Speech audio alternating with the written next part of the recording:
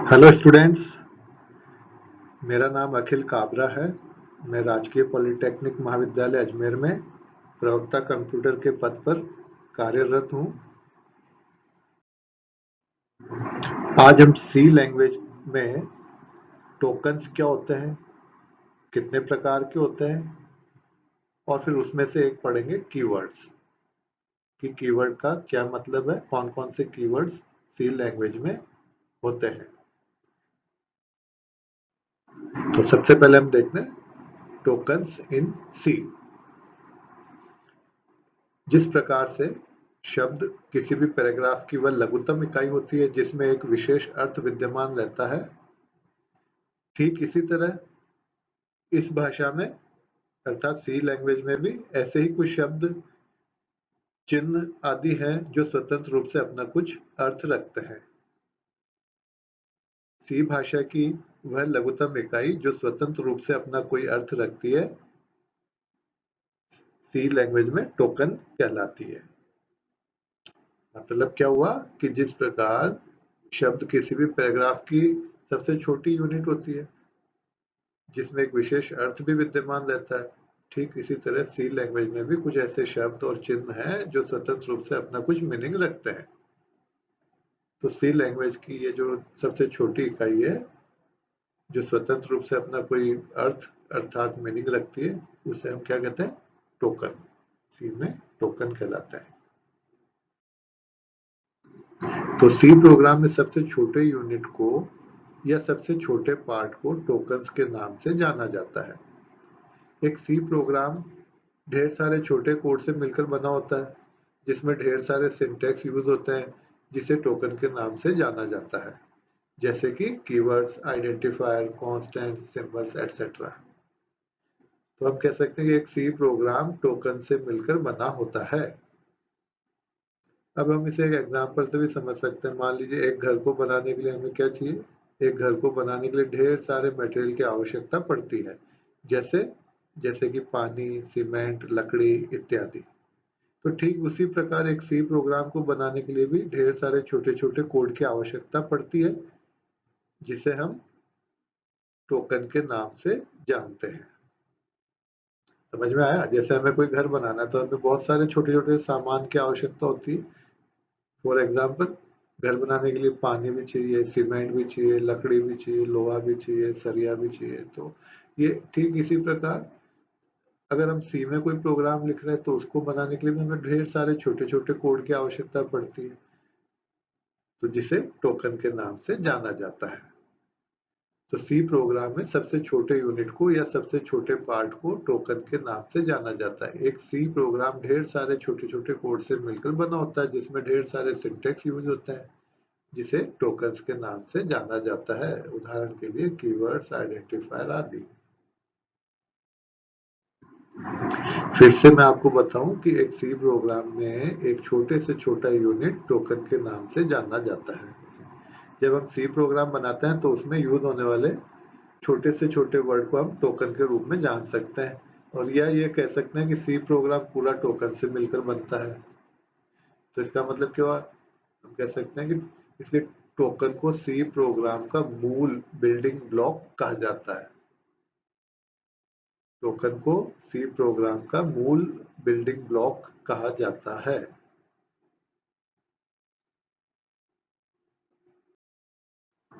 अब ये टोकन कुल कितने प्रकार के होते हैं? तो सी में टोकन कुल 6 प्रकार के होते हैं। पहला कीवर्ड्स, फिर identifiers, string, constant, special symbols, operators. कौन कौन से 6 प्रकार के टोकन होते हैं? कीवर्ड्स, यहाँ उदाहरण लिखें। अब identifier, string, constant, special symbols, operators. तो सी में ये 6 प्रकार के टोकन मौजूद हैं। अब हम इनको वन बाय वन स्टडी करेंगे। अब हम इन सभी टोकन्स के बारे में एक एक करके जानेंगे। तो सबसे पहला टोकन हम स्टडी करते हैं कीवर्ड्स। सी में कीवर्ड का क्या मतलब है, कितने प्रकार के कीवर्ड्स होते हैं। तो स्टूडेंट्स, आपको ये ध्यान में रखना है कि ये जो टोकन है ये कुल 6 प्रकार के हैं: keywords, identifier, string, constant, special symbol और ऑपरेटर। और अब हम इसमें से सबसे पहला पढ़ रहे हैं कीवर्ड्स।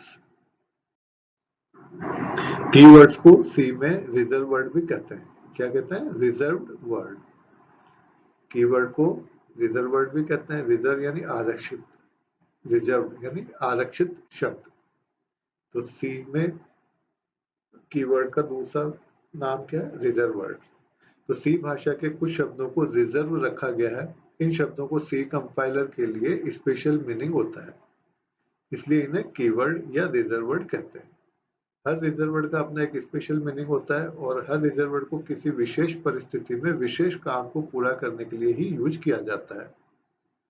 हम किसी रिजर्व वर्ड को साधारण आइडेंटिफायर की तरह काम में नहीं ले सकते हैं, या कहे कि कंपाइलर में डिफाइन किए जाने वाले ऐसे वर्ड जिसे हम बदल नहीं सकते, उसे ही हम कीवर्ड कहते हैं। अर्थात मतलब ये निकला कि सी में कुछ ऐसे शब्द हैं जिनको कंपाइलर ने पहले से ही सुरक्षित या आरक्षित रख लिया है, जिन्हें हम साधारण वेरिएबल या आइडेंटिफायर की तरह काम में नहीं ले सकते।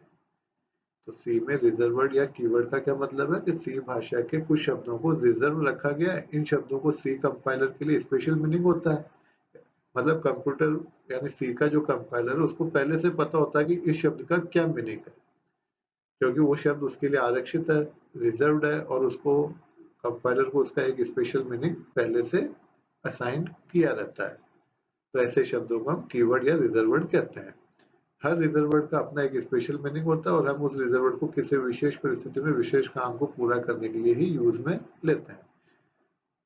और सबसे इंपॉर्टेंट बात, किसी भी रिजर्व वर्ड को सामान्य आइडेंटिफायर की तरह काम में नहीं ले सकते, क्योंकि दिखने में रिजर्व वर्ड भी आइडेंटिफायर की तरह दिखता है, लेकिन रिजर्व वर्ड का एक विशेष मीनिंग सी के कंपाइलर को पहले से पता है और वो उसके अनुसार ही अपना कार्य परफॉर्म करता है। तो हमें रिजर्व वर्ड को सामान्य आइडेंटिफायर की तरह काम में नहीं लेना है। तो रिजर्व वर्ड का मीनिंग समझ में आ गया होगा कि सी भाषा के ऐसे शब्द जिनको रिजर्व रखा गया और उनको सी का कंपाइलर के लिए एक स्पेशल मीनिंग होता है, इसलिए उन्हें कीवर्ड या रिजर्व वर्ड कहते हैं। और यह हम कहें कि कंपाइलर में डिफाइन किए जाने वाले ऐसे वर्ड जिसे हम बदल नहीं सकते, उसे ही हम कीवर्ड कहते हैं। कीवर्ड पूर्व निर्धारित आरक्षित शब्द होते हैं जिनका अर्थ कंपाइलर द्वारा पहले ही समझाया गया है। इसका मतलब है कि एक सी भाषा डिजाइन करने के समय कुछ शब्द विशिष्ट कार्यों को करने के लिए आरक्षित होते हैं। फिर से देखिए, कीवर्ड क्या है? कीवर्ड पूर्व निर्धारित अर्थात प्री डिफाइंड आरक्षित शब्द अर्थात रिजर्व वर्ड। इसमें पूरी परिभाषा आ गई कि कीवर्ड क्या है? प्री डिफाइंड और रिजर्व्ड वर्ड जिनका अर्थ कंपाइलर को पहले ही समझाया गया है। इसका मतलब है कि एक सी भाषा डिजाइन करने के समय कुछ शब्द विशिष्ट कार्यों को करने के लिए आरक्षित होते हैं। सी कंपाइलर में पहले से डिफाइन किए गए वर्ड को कीवर्ड कहा जाता है। कीवर्ड सिस्टम के लिए रिजर्व होता है, जो कि किसी स्पेसिफिक काम को करने के लिए बनाया गया होता है। कीवर्ड को आप अपने वेरिएबल नेम के तौर पर इस्तेमाल नहीं कर सकते। जैसा कि मैंने पहले भी बताया कि कीवर्ड को या रिजर्व वर्ड को हम साधारण आइडेंटिफायर या वेरिएबल नेम के तरह काम में नहीं ले सकते। अब सी प्रोग्रामिंग में कुल कितने कीवर्ड्स हैं? सी प्रोग्रामिंग लैंग्वेज में कुल 32 कीवर्ड्स होते हैं, जिनकी लिस्ट दी गई है। रिजर्व वर्ड या कीवर्ड्स की लिस्ट है। कुल 32 कीवर्ड्स सी में मौजूद है, लेकिन इनकी संख्या 32 या 36 होती है और कुछ कंपाइलर में इनकी संख्या 36 से ज्यादा भी हो सकती है। लेकिन इन जनरल हम कहेंगे कि कीवर्ड्स की संख्या सी में कितनी है? 32। अर्थात सी लैंग्वेज में 32 कीवर्ड्स या रिजर्व वर्ड मौजूद होते हैं। हर कीवर्ड का यूज पर्टिकुलर टास्क परफॉर्म करने के लिए डिफाइन किया गया है। इन कीवर्ड्स का यूज किसी भी अन्य कामों में नहीं किया जा सकता है, क्योंकि ये एक प्री डिफाइंड टोकन या रिजर्व कीवर्ड्स होते हैं। अच्छा, एक और बात जो हमें ध्यान रखनी है कि कीवर्ड को हमेशा स्मॉल लेटर्स में लिखा जाता है। स्मॉल लेटर्स मतलब लोअर केस में। तो कीवर्ड को हमेशा स्मॉल लेटर्स में लिखना है, छोटे अक्षरों में, लोअर केस में लिखना है। ठीक है, तो कीवर्ड्स की संख्या कुल कितनी, 32, और इन्हें हमेशा स्मॉल लेटर्स में लिखना है। Thank you.